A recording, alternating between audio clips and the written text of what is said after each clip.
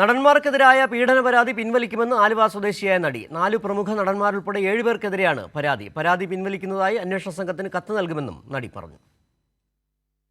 നടിക്കെതിരെ police POCSO കേസെടുത്തതിന് പിന്നാലെയാണ് തീരുമാനം.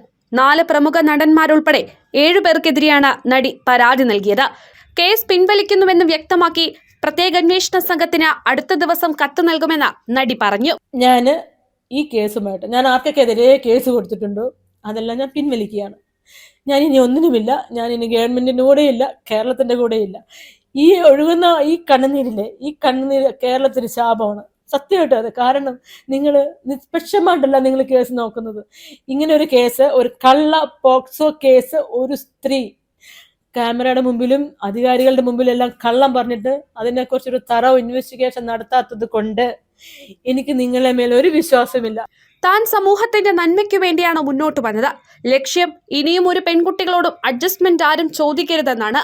എന്നാൽ തനിക്കെതിരെയുള്ള കള്ള പോക്സോ കേസ് തെളിയിക്കാൻ ആർക്കും കഴിഞ്ഞില്ല. മാധ്യമങ്ങൾ പോലും മുന്നോട്ട് വന്നില്ല. അതുകൊണ്ട് എല്ലാ കേസുകളും പിൻവലിക്കുന്നു. കാരണം പോക്സോ കേസ് കള്ളക്കേസാണെന്നറിഞ്ഞിട്ടും ആ സ്ത്രീയെയോ അവളുടെ പിറകിലുള്ളവരെയോ പിടിക്കാൻ ശ്രമിക്കുന്നില്ല. അതുകൊണ്ട് താൻ സ്വയം പിന്മാറുകയാണെന്നും നടി ചൂണ്ടിക്കാട്ടി.